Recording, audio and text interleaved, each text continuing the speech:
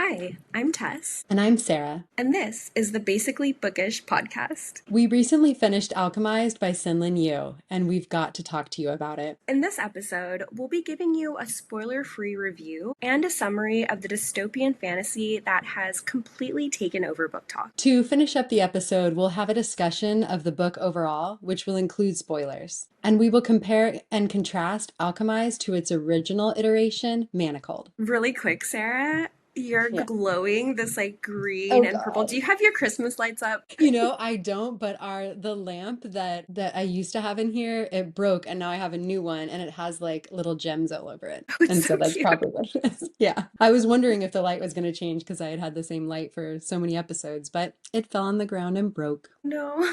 We will warn you before we get into the spoiler section. So if you haven't read the book yet and you're not wanting spoilers, you're safe for now anyway. Before we get started, we are at Basically Bookish Pod across all social media platforms. We'd love if you'd follow along and join our digital book club. And don't forget to like, subscribe, or leave a review or a comment. We would really love to hear from you. All right, so let's just jump into it. And Sarah, would you mind giving us like a spoiler-free summary of the plot? Sure. Alchemized takes place in a post-war landscape where the bad guys have won. Our protagonist, Helena, has lost her memories, but because of her involvement with the resistance, those in power think that she's valuable. She is given to the High Reeve, Cain Farron, right hand of the High Necromancer, in order to retrieve her memories, and in the process, we learn that all is fair in love and war. Oh, dang.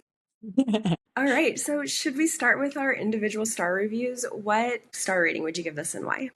You know, I was thinking about it and I'm going to outline why as we go through, but I'm going to stick with a 4.5. That's fair. So it has been now a month that I have finished this book. I like now that we're talking about it. So I don't have that sort of immediate like I love this, I want to stay in this world, but I'm just going to sit on my little I'm going to die on my little hill. And this is an S tier book for me, 1 million 1 million stars. I'm so happy. I guess I'll give my whys without Oh yeah, spoiling. sure. So I have never read anything quite like this other than the original source material, which we will talk about later. It was a super unique story for me. I appreciate how much effort and time Sen put into bringing this book to us. And I don't know, it's so hard to justify because I know that there's a lot of hate surrounding this book, but there was just so many parts of it that meant so much to me. I don't know. I don't even know how to justify it. I'm so glad to hear that. Yeah, there were parts of it that really spoke to me as well. Yeah.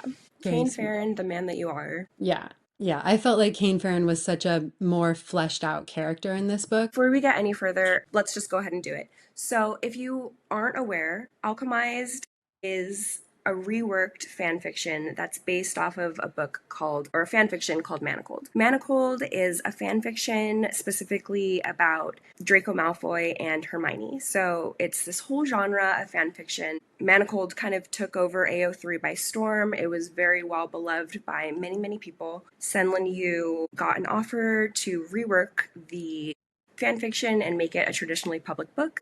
And so now we have Alchemized. So the two books that we're going to be referencing are going to be Alchemized and Manacled. Yeah, thanks. Thank you for spelling that out. So someone was asking me to describe it, how the two books compared, and if Helena was similar to the original, Hermione. And so much has changed between the two books that it's really hard to do it justice through the lens of Manacled. I don't think that's fair. If you were interested enough in the first book, you should definitely read Alchemized, but they are two different worlds entirely. That being said, I would call these books two sides of the same coin if the coin were a magical war-torn landscape. The author knew that the audience for Alchemized would be largely comprised of people who had read Manacled, and in that way, it was kind of like writing a sequel for a book that never existed. She could rely on the readers trying to decipher in what ways the story will be different than the original. She clearly did a great job at playing that game, writing the story in such a way that it kept it intriguing for both new and old readers. And I was going to say earlier, Senlinyu's writing continues to amaze me in ways I didn't think possible. It's just a continuous stream of flowers from Basically Bookish to Senlinyu. We are so impressed. Yeah. So if you haven't read this book and you don't want any spoilers, this is where we leave you. We hope that you'll come back and visit us or maybe hang around for another episode some other time. But yeah, let's hop into some spoilers. We're still talking about alchemized versus manacled and not talking about just alchemized on its own. There are a couple things that we lost in alchemized that I missed, honestly. So the first of those being the dancing scenes. So in Manacled, Draco teaches Hermione to dance before he teaches her how to fight, because he's talking about getting her to be more fluid and how that plays a bigger role in their kind of tentative companionship, camaraderie, I guess I would say. And then the other thing that we lost was the paper cranes. Which actually really surprised me because we went to a book release where one of the activities was making paper cranes. Right. And I wonder if there was paper cranes at every book release, or if they did different things, if that was something that Sin and the publishing house suggested that they do, or if that's just something that the fandom kind of made happen. Because Yeah, it obviously was at that point nobody had read the book unless you'd received an ARC, but I'm not even sure if ARCs went out for this book. right. I think that it's pretty clear that nobody read that book in advance, potentially, or maybe that was part of it, the paper cranes. I missed it. Right. And while we're still talking about manacled versus alchemized, I think that maybe for the first 100 pages, I was kind of looking for some similarities between the characters. The plot did progress somewhat, pretty much exactly the same way, with a couple different variations, which I was fine with, kind of knowing where things were going to end up. But the characters for me were not the same characters. Like Hermione was not in this book. I did not see Hermione anywhere. Right. I agree with you that Hermione was not in this book. But one character that was in this book that was in both books actually was Stroud.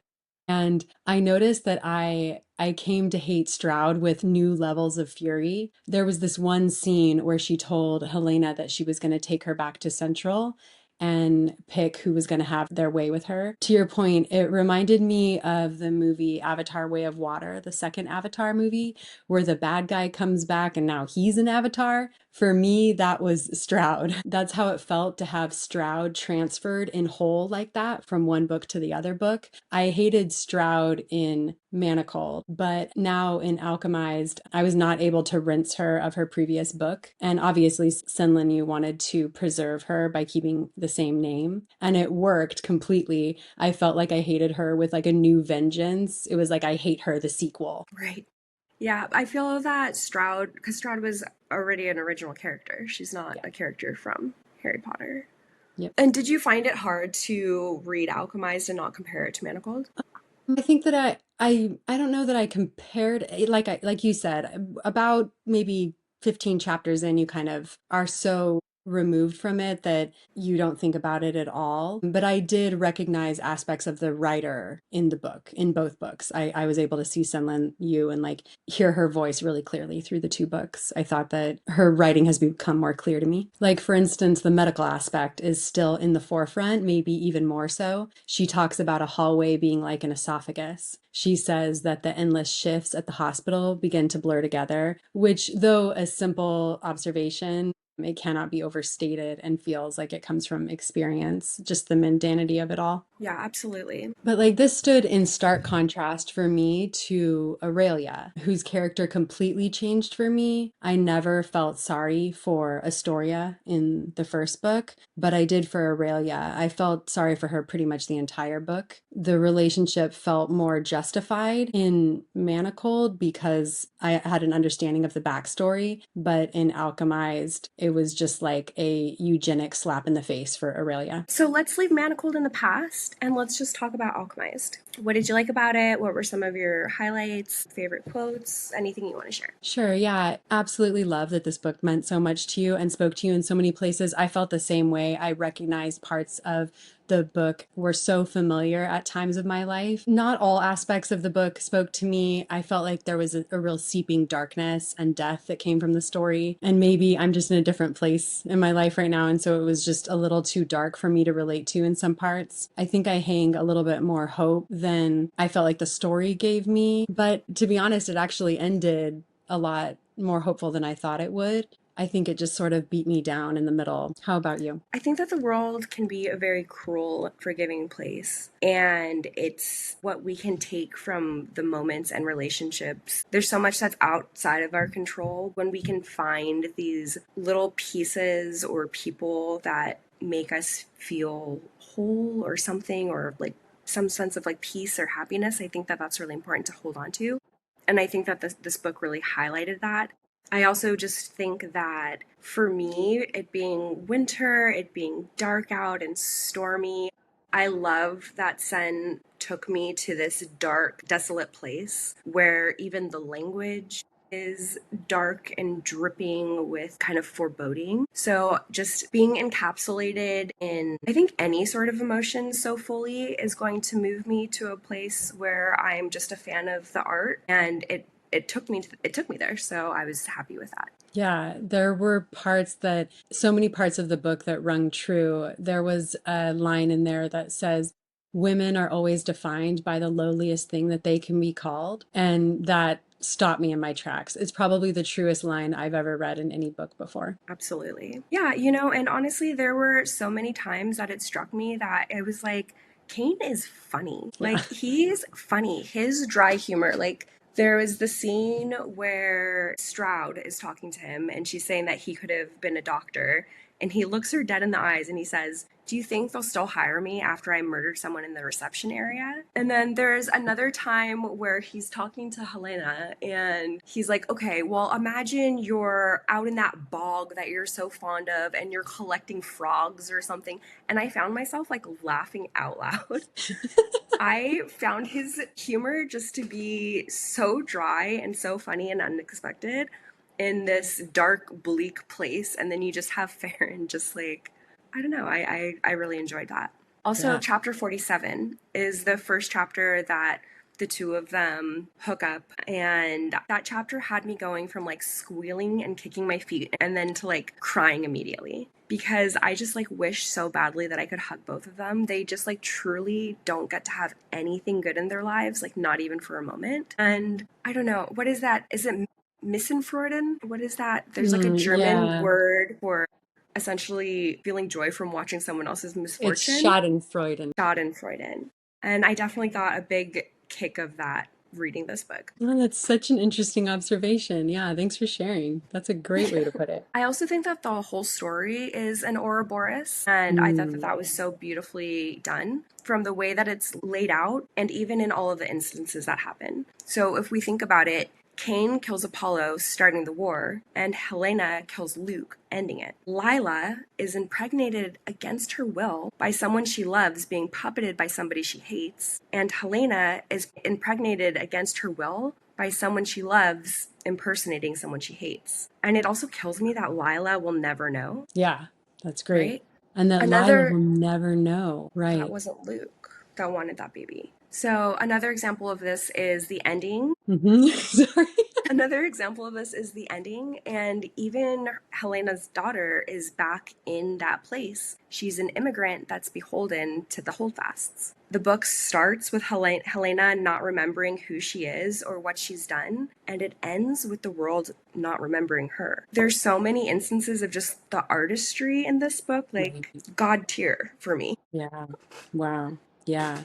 So, Yeah, I think that's amazing. I mean, I didn't even make that connection, but I see it so clearly now that you mention it. And the Ouroboros is, of course, the emblem that's all throughout the book. right. Another theme that I felt like Senlinyu brought up again and again in this was the immigrant story and tones of racism and Yeah. xenophobia. For example, there's like a lot of instances where Helena's talking about her hair and how it's this like other thing. There's even a moment where Soren casually, like, so Helena's coming back from one of her first nights with Farron and she's forgotten that her hair's down and it's natural and big and curly. And Soren runs into her and he says, "Oh, wow, I forgot your hair looked like that.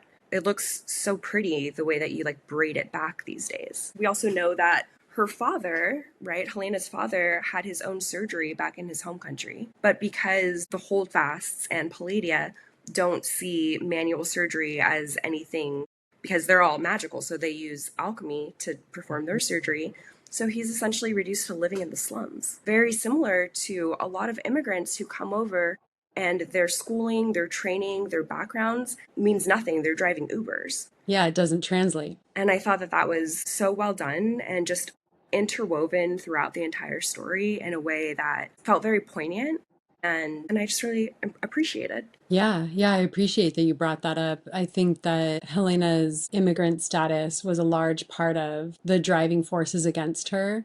And I think that that represents real life, truly. Right. Yeah. I also love that at the core of the story, like the story is not a romance by any means, but at the core of the story is a love story. And it is a painful love story, it is a love story that is based in trauma and just like the most horrific things ever. But at the end of the day, these two people repeatedly sacrifice everything in their power in order to save each other.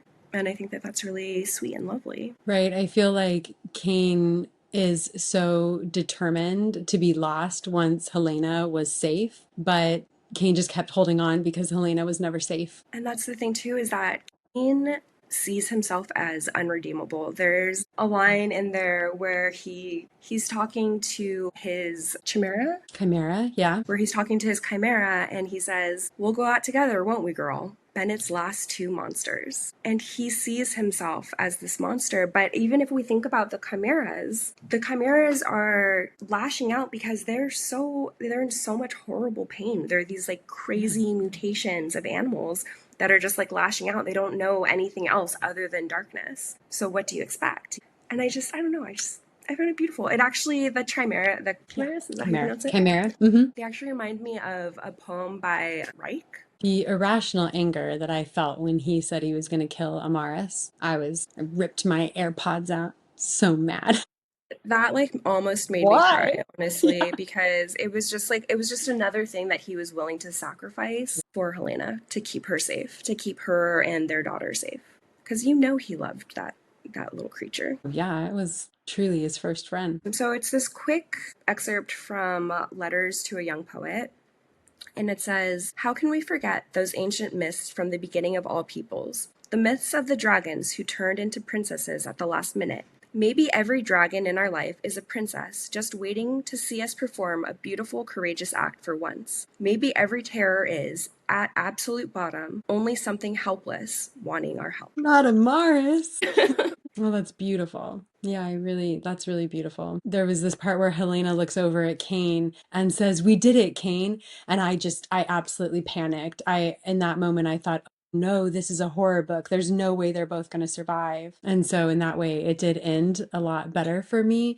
But there were a couple scenes that just were just so viscerally scary for me. Two really big ones stand out. The first one is when she brought Soren back to life. My mouth hung open. That scene terrified me. It was like we were on the precipice of it for quite a while. And then when it finally happened, the way that she describes phantom fingers tearing her mind apart, I had nightmares for sure. Yeah, that was very scary. Yeah. And then when the lorry blew apart and the soldiers reached to her, calling her name and calling her mom, and her comforting them like that, that is at least my second worst nightmare that I can think of. Truly, that's a very personal type of nightmare for me, just being in that position. Just the scariest thing I've read in a while. Yeah, I honestly loved the tone of this book, and it's one of the books that when I was reading it, I could see everything perfectly as like a movie playing out in my head.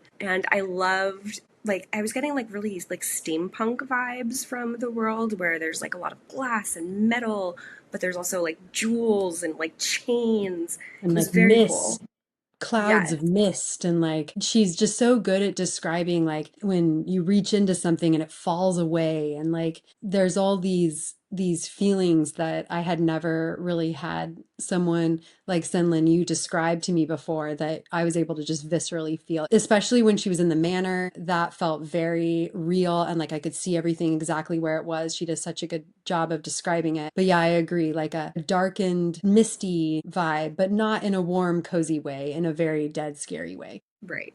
Yes, speaking of Astoria, you brought her up earlier, and I Yeah. totally agree with you. I've felt pretty bad for Astoria in Yeah, it's Alchemized. right. Aurelia. Yeah. Aurelia, yes. Yeah.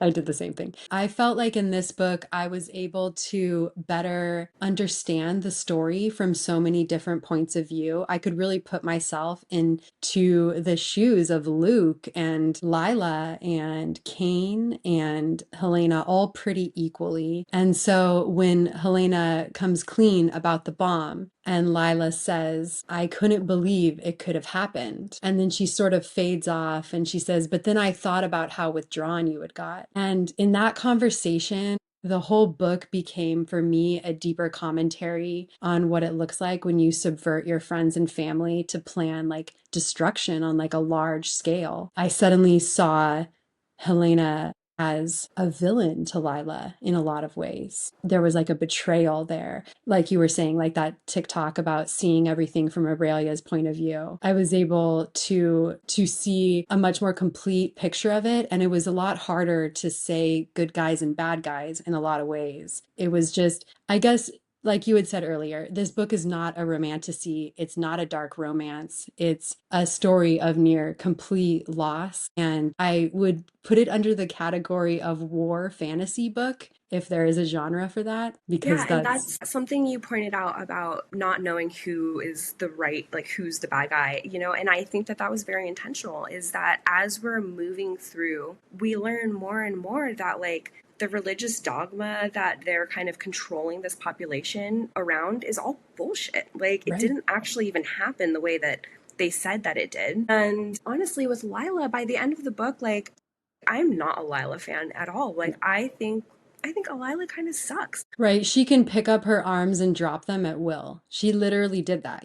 She was out fighting, decided she was going to have this family life, and then decided to leave that family life behind and go back to the fighting. And that's really that transference of roles is really only allowed for a certain group of Right. people that Exactly. are accepted. Right. Right. And like she's a vivomancer, but she hides it, even though there's a lot of people who know that she's a vivomancer.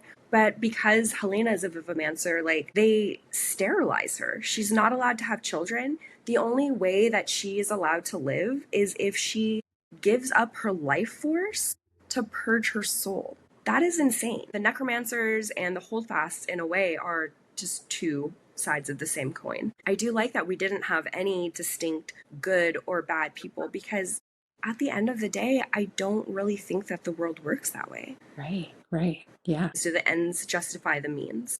What Hmm. are you willing to sacrifice? What are you willing to do to achieve your goal of righteousness? Right. And to use that same point, I am officially taking up my position as the resident Catholic of this podcast because Luke and Paul are names of disciples. And I wonder if that was intentional, giving the chosen side well-known generic good guy names. I wonder if that was intentional in the choices that she made representing that side, a side that purports itself as being so righteous, like you said. I did see a snippet of an interview where she's talking about Cain's name, and that she Mm-hmm. picked Cain because of he was like the first person to commit murder in the Bible. That's right. Yeah. Interesting. Yeah, I didn't pick up on that, but that's really, I like that. I love when people use those preconceived, like preloaded ancient stories, to further their modern story. I think it's the hero with a thousand faces. It's a tale told a thousand times. And I love to see the reiteration of it retold and giving you that new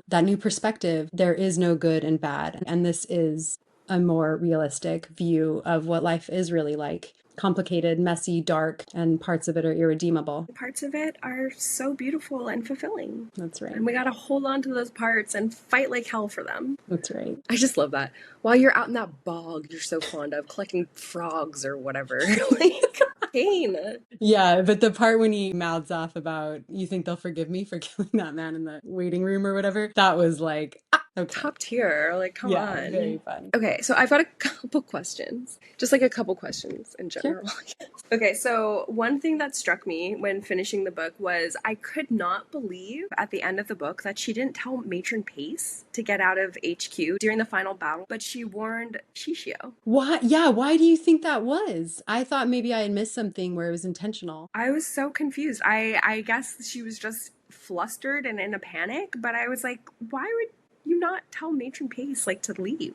Right. Yeah. I didn't know if maybe she was supposed to be somewhere else or yeah, I had no idea. But yeah, I felt like she left a couple people behind. Right. Another quick note is that I think that a glossary would have been helpful, and I definitely saw a lot of those popping up online that were very helpful, especially in the beginning part of the book where we had to get through all of the world building and try to figure out the magic system. And there's like a lot of the magic system where I was like, I this isn't for me to know. You know what I mean? Like there's a Right. rib and a part of a bone that does a thing with a soul. Cool. Right. You know? Yeah. I tried to look up some of the alchemy, like if she was basing it on like, and alchemy's been around for a while. And so it kind of seemed like it was a more advanced, take on it. And so, yeah, there were parts of it that were just like A plus B equals C. And I was like, yep, we got C now. And so, Awesome. yeah, We needed C and now we have it. thank you. Yeah. And then the other question that I had was how was Helena still preserved when everybody else was soup? Was that because he had put her in like so much later? Like they were supposed to be there for years, right? And then they found out that she was only there for like 6 weeks. No, wait, she was in stasis for like I think like it was like over a year. But was it at that facility? I thought, was it over a year? Okay. I thought maybe because they kept saying, I thought they were saying in the beginning, like, she hasn't been in here as long as everybody else. Well, I think that's because they got rid of the records, but maybe that was where the disconnect was. Yeah, I thought they were commenting. I know the records were missing or, altered. And so I thought that they were commenting just like on her like preservation with that comment. But I don't know. Yeah, it was a little confusing with the records. But yeah, my understanding was that she had not been, she like had just shown up there, basically. He Okay. had just put her in there and that she was somewhere else before that. That part I didn't understand. But then he like moved her to that facility so that Right, but then we get like a paragraph at the end of the book where Kane is talking about how he even went into that facility, but he didn't open up the things, and she was just there the whole time, right? So like at first when I was yeah, reading it, I was like, I wonder if Kane was the one who put her in there and that's what somehow I did thought. some sort of thing that like preserved her more fully, but then that just kind of like fell off a cliff, and I'm not sure. Yeah, I thought he did. I thought he did it, put her in there to preserve her like better. But I thought But that, Kane never did. yeah, It was Stroud that did it, and she like right. kept her conscious, whereas everybody else was unconscious. Yeah, I don't know how that was. I don't Right. know. My understanding was that she wasn't there as long, but I don't know if that makes sense because where was she? Leave us a comment if that made sense to you, and we're just kind of lost in the sauce somewhere. Let us know what we Please, missed, please. because I have to know now. One more quick thing about Kane that I got an icky feeling about, but then later TikTok reinforced it to me. So there is an allusion to the fact that Kane was SA'd by the ambassador from Havsgos because he's talking about how he's particularly fond of his company, and right now it's Kane's job to keep him quote unquote entertained. And he's very familiar with the inside of his suite. Yeah, it seemed like Kane had been in situations where he was providing entertainment to more than just. The ambassador from Hevsgos, in That's right. particular, there's speculation that he was assaulted by him. And you do kind of get that feeling from Kane in just his demeanor and the way that he acts around when anyone's in the room. It does, you could say that it's because of the torture that he's been through, but also it seemed like there was just a general aspect of subservience that I think typically, when we see that in popular media, it can indicate sexual assault or like repeated sexual assault. He did feel subservient in that way. It's an Right. interesting little TikTok hole, though. Yeah, I just thought that the love story in general was much more fleshed out in this book. And it was just more refined, is what I would put to it. It felt I was hoping for a little bit more of a refined love story, and I was really able to believe their love in this one. It was very gentle. Me too. Yeah. Any finishing thoughts? I got it. We actually did go to a midnight release of this book. We do have some like just kind of fun footage if you want to hang out with us chatting on a bookstore floor. Or stay tuned. Yeah. And we won the raffle, so we got some what do we We got call some that? prizes, but you'll have to watch just to find out That's right. exactly what we got. Some secret swag. I know that I will be thinking about this story for a long time to come. Me too. If you're interested in our review of Manacled, we'll leave it linked in the show notes for you. Thank you for spending part of your day with us, especially if you made it all the way to the end of this episode. And if you did make it to this point and you're watching on YouTube, leave us some sort of black, silver, or rose emoji just to let us know that you made it. While you're at it, don't forget to subscribe and find us on Instagram, TikTok, and Threads at Basically Bookish Pod. We hope to see you really soon. Until next time, happy reading. All right, let's just test the audio really quick. Hi, test. We are here. Bye. Okay, so we just got here to the Barnes & Noble. It is a little bit before 10 p.m. We're waiting for them to open the doors. It looks a little bit abandoned inside, but we see movement. And balloons. We're definitely also not the only car of 2 women here, so I'm very hopeful that we're at the right spot. Yeah, and that they didn't just close an hour ago and are cleaning up. Yeah.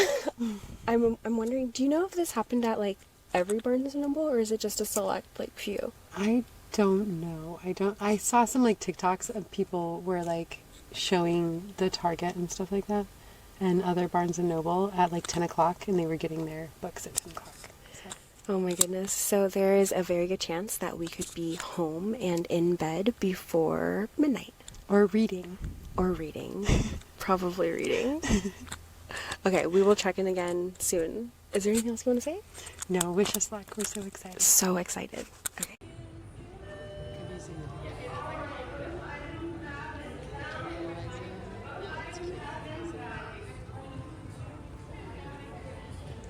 You work here.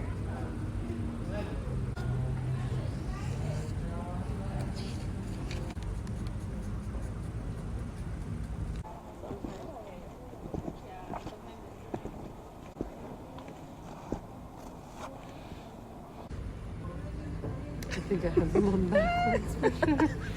All right, we're back. We've infiltrated the store. We're in. So far, it seems like there's, I would say, about 30 or so people here, mostly women. And all around, I would say our age, probably like 30s to 40s, maybe a couple in their 20s. Yeah. There's a couple fun little games, like they set up a table that had a place that they're teaching you to make paper cranes. There's also a little, what is this called? The alchemized crossword. We got worksheets, we got a crossword, and a word search, which is really fun.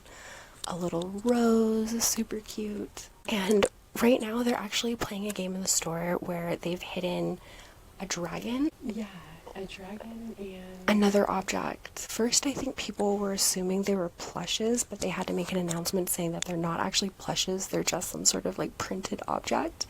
But there is a prize for whoever finds these objects, so right now people are kind of wandering around and looking for things. And they told us the last time was to look high or low, so we are both looking high and low. Yes. We think we can. There's also downstairs on a little chalkboard, they have a place where you can write your favorite toxic couple, and later on in the night it will be judged, and there will also be awards given for that. So our entry for the Basically Bookish podcast was Wormtail and Voldemort. Let us know what you think of our favorite toxic couple.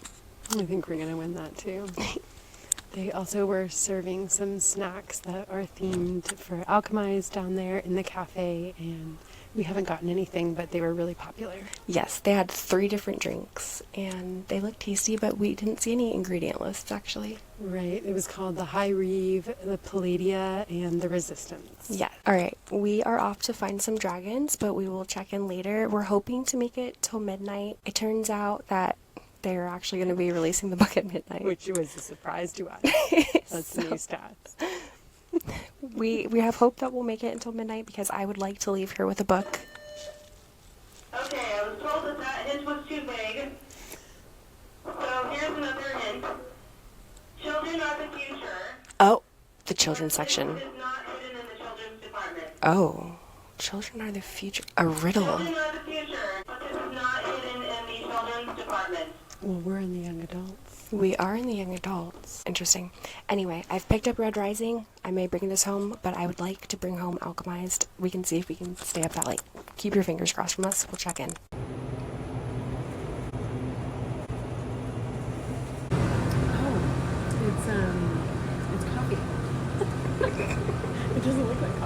Right? Is my mouth green? A little bit.